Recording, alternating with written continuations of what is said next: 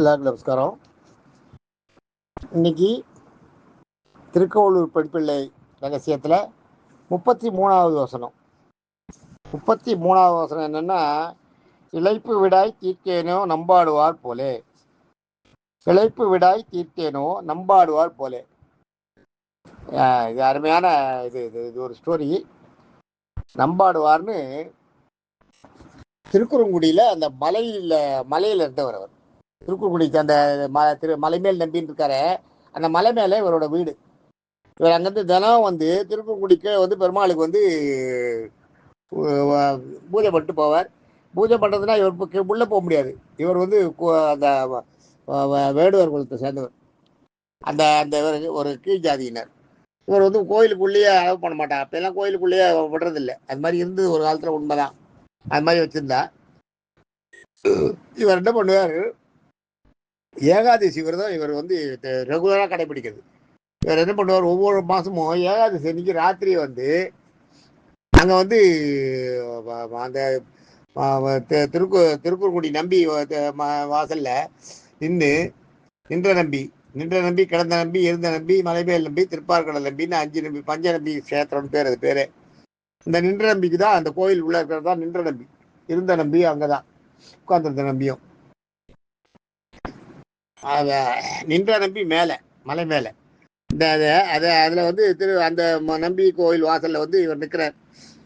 இவர் வந்து பூஜை இது தினம் இந்த ஏகாதசி அன்னைக்கு வந்து அந்த இதெல்லாம் பாட்டு பாடி அந்த டான்ஸ் ஆடி பெருமாளை இது பண்ணி ராத்திரி பூரா பாடிட்டு இருப்பார்.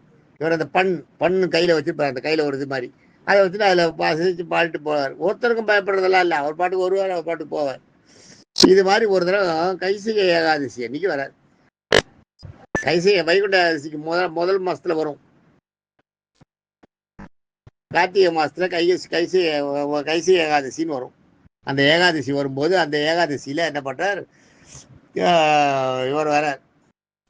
வைகுண்ட ஏகாதசி அப்ப அதுக்கு அடுத்த மாசம் கைசிகை ஏகாதசியும் கார்த்திகையில் வரும். நானும் ரங்கநாதனும் போயிருக்கோம். இந்த கைசிகை ஏகாதசியில அங்கே போய் ரொம்ப அவஸ்தைப்பட்டிருக்கோம். அன்னைக்கு போனோமோ, அன்னைக்கு முதல் நாள் போனோமோ தெரியல, ஒரே கூட்டம் கோவிலில், ஏகப்பட்ட கூட்டம். அன்னைக்கு அங்கே ரொம்ப கூட்டம் கூடும். அந்த கைசிகை ஏகாதசியில் அவர் வந்து தினம் இங்கே வந்து பாட்டு போகிறது வழக்கம். அன்னைக்கு வரார். கார்த்திகை மாதம் ஏகாதசி அன்னைக்கு அவர் பெருமாள் பாட்டத்துக்கு வரார். வரும்போது வழியில் ஒரு பிரம்ம ராட்சஸ் பிடிச்சின்னு விடும். அந்த பிரம்ம ராட்சஸ் வந்து என்னன்னா, அதனோட முற்பிறவியில் ஒரு சர்மா என்னமோ ஒரு பேராச்சு. அவர் பேர் வந்து சேத சர்மான்ற அந்த சர்மாவை அவர் பிறந்திருக்கார். அந்த சர்மா இதில் இருந்துருக்கார். சர்மா இதில் இருந்துட்டு அவரோட பிராமணனோட வேலைகளை ஒழுங்காக செய்யலை. பிராமணனோட கடமைகளை சரியாக செய்யாதனால அவர் சாபம் வாங்கிட்டு பிரம்ம ராட்சஸா நீ போய் பிரம்ம ராட்சஸாருன்னு சொல்லிடுறார். சொன்ன உடனே சுற்றிட்டு இருக்கும்போது நீ ஒரு நம்பாடு ஒருத்தன் வருவான், அவன் வந்து உங்களை காப்பாற்றுவான் போன்னு சொல்லி அனுப்பிடுறார். இந்த பிரம்ம ராட்சஸுக்கு அது தெரியாது. பிரம்ம ராட்சஸ் வந்து உட்காந்துருக்காங்க. அங்கே வரவாளையெல்லாம் பிடிச்சி பிரம்ம ராட்சஸுக்கு தான் மனுஷாலை பிடிச்சி சாப்பிட்ற அந்த மாதிரி ஒரு பிறவி. இவர் வந்து இந்த நம்பாடுவார் வரதை பார்த்த உடனே வழியில் மடக்கி, எங்கே போகிற நில்லு, என்கிட்ட வா, நான் உன்னை சாப்பிட போகிறேன், இன்றைக்கி எனக்கு சரியான தீனி கிடச்சிது, நான் ரொம்ப பசியாக இருக்கேன்னு சொன்ன உடனே இவர் வந்து இந்த உடலே வந்து பெருமாள் கொடுத்தது. அது என்ன யார் சாப்பிட்டா என்ன, அதை பற்றி ஒன்றும் இல்லை, சரி நீ சாப்பிட்டுக்கோ, என்ன உனக்கு பசி தீர்றதுன்னா அதில் எனக்கு சந்தோஷம்தான். ஆனால் ஒன்று, நான் ஏகாதசி போய் விரதம் வந்துட்டு பெருமாள் கோயில் வாசல் பாடிட்டு காத்தால பாறை சாப்பிட்டு வந்துடுவேன். காத்தால பொழுது விடிஞ்சு பாறைக்கு நான் ஊருக்கு போயிடுவேன். எங்கள் ஊருக்கு போயிடுவேன். தேர்தல் தனியும் எடுத்து சாப்பிட்ருவேன் போயிட்டு. எனக்கு அதனால் நான் இன்னைக்கு ராத்திரி போய் அந்த பெருமாளுக்கு அங்கே போய் எல்லாம் பாட்டெல்லாம் பாடணும். என்னோட இசையை பெருமாள் விரும்பி கேட்பார். அவரோட இசையை பெருமாள் விரும்பி கேட்பார். அதனால அவருக்கு வந்து நீ வந்து நான் வந்து அது போயிட்டு வரேன், வரும்போது நான் வரேன், கட்டாயம் வரும்போது இங்கே நான் வந்து உனக்கு இரையாகிறேன் அப்படின்வார். அதெல்லாம் நம்ப மாட்டேன்னுவார். அவன் அந்த பிரம்ம ராட்சஸ் வந்து யாராவது சாகர போவா, யாராவது வந்து நான் திருப்பி வரேன்னு சொல்லுவாளா, அப்படி சொன்னாதான் வருவாளா, என்னை ஏமாத்திட்டு போகலான்னு பார்க்குறியான்னு. அப்போ ஒரு 18 தனியாக சொல்கிறேன். அவர் ஒரு 18 நான் அந்த மாதிரி வரலன்னா எனக்கு இந்த கதி கிடைக்கட்டும் அப்படின்னு அதை சொல்லுவார். அதை சொன்ன உடனே அதெல்லாம் வந்து வேதத்தோட வார்த்தைகள், அதில் வேதத்தில் இருக்கிற வார்த்தைகள். அதை கேட்ட உடனே அந்த நம்பாடுவான் வார்த்தைகள் அது இருக்கு தனியா 18 இது சொல்லுவார் அவர். சொன்ன உடனே இந்த பிரம்மாண்ட என்ன பண்ணும், சரி நீ போயிட்டு வா, உன்னை நான் நீ நீ இதெல்லாம் சொல்றதுனால உன்னை நம்பி அனுப்புறேன், ஆனால் நீ எனக்கு வந்துடணுன்னு கட்டாயம் வருவேன் அப்படின்ட்டு போயிடுறார். இவர் போறார், போய் ராத்திரி எல்லாம் பெருமாளுக்கு பாட்டு பாடிட்டு இருக்கார். என்னோட இது இது மாதிரி இருக்கு, முடிய போகிறது, உன்னை அடுத்த ஏகாதசிக்கு நான் வந்து உன்னை பாட முடியாது அப்படின்னு கவலைப்பட்டு பாடிட்டு இருப்பார். பாடிட்டு இருக்கும்போது அந்த அதாவது துவஜஸ்தம்பம் நேராக மறைக்கும் இவருக்கு. இவர் நின்று பார்க்குற இடத்துல இந்த நம்பி தெரிய மாட்டார், துவஜஸ்தம்பம் மறைக்கும். உடனே பெருமாள் சொல்லுவார், பெருமாள் நம்பி என்னை பார்க்கணும்னு சொல்ல மாட்டார், நம்பியை நான் பார்க்கணும், துவஜஸ்தம்பையே கொஞ்சம் நடந்து கொள்வார், நம்பியை நான் பார்க்கணும்னு. இதே மாதிரி வந்து இதில் வைத்தீஸ்வரன் கோயிலுக்கு பக்கத்தில் ஒரு இடத்துல வந்து திருப்பங்கூர்னு ஒரு இடத்துல வந்து நந்தனா இருக்குது, அதே மாதிரி கோயிலுக்கு வெளியில் நின்று அவர் பெருமாளை பாடினப்போ ஈஸ்வரன் வந்து நான் நந்தனாரை பார்க்கணும், வழி கொஞ்சம் நகர்ந்து பலிபீடமே நகர்ந்து நின்றுதான். துவஜஸ்தம்பம் இன்னைக்கு இந்த 2 கோயிலையும் துவஜஸ்தம்பம் தள்ளி தான் இருக்கும். இங்கேயும் அப்படிதான், அந்த திருக்குறக்குடியிலையும் துவஜஸ்தம்பம் நேராக இருக்காது, தள்ளி இருக்கும். அந்த மாதிரி சொல்லி தான் அது மாதிரி நகர்ந்தாராம். அது மாதிரி அதே மாதிரி அந்த துவஜஸ்தம்பம் நகர்ந்து தான்.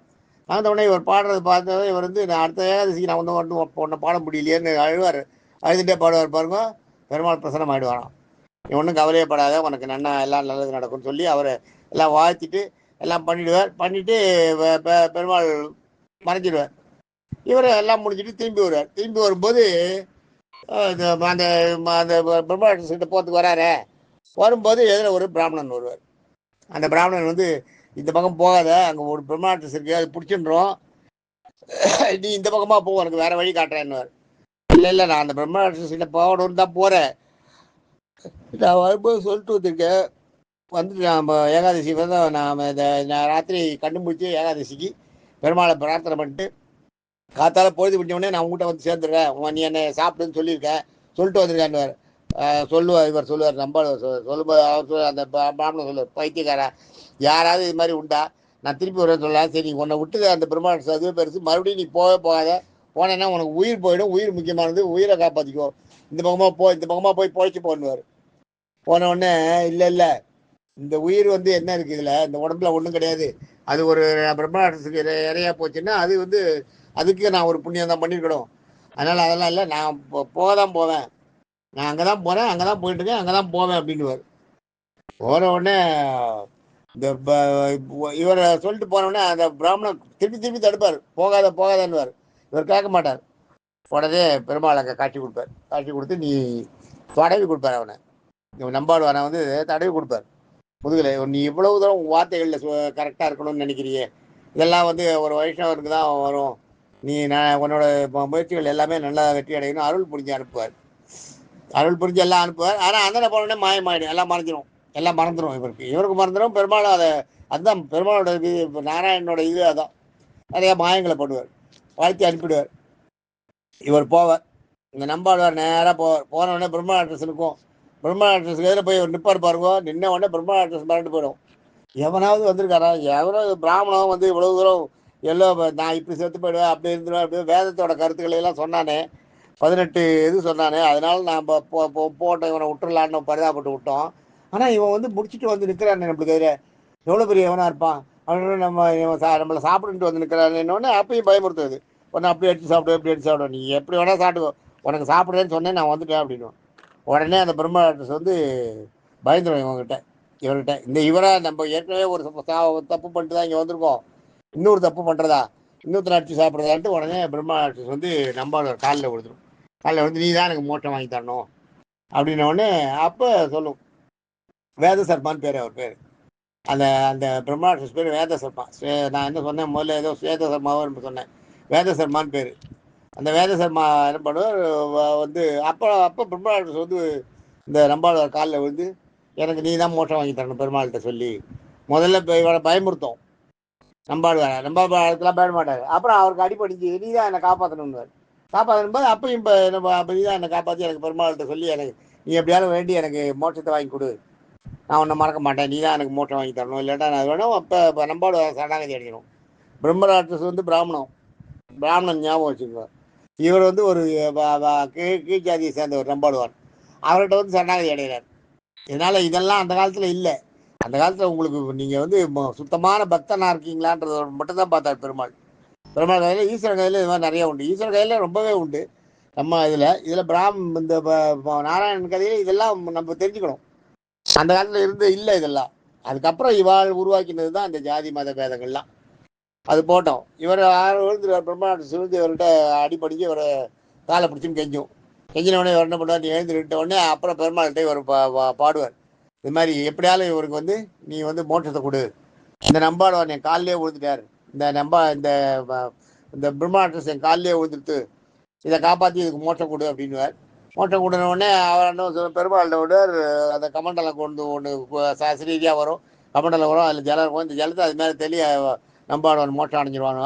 அந்த ஜலத்தை தெளிப்பார். தெளித்த உடனே அந்த பிரம்மராட்சஸ் வந்து அப்படியே ஜோதியாக மாறி, பிராமணனாக மாறி, வேத சர்மாவாக மாறி அவரை நம்பாடுவாரம் 3 தடவை சுற்றி வந்து தொழுது அவரை வணங்கிட்டு நான் மேலே போகிறேன் அப்படின்ட்டு அவர்கிட்ட வேண்டிட்டு போயிட்டு ஜோதியாக மாறி பெருமாள் மோட்சம் கொடுத்துருவார்.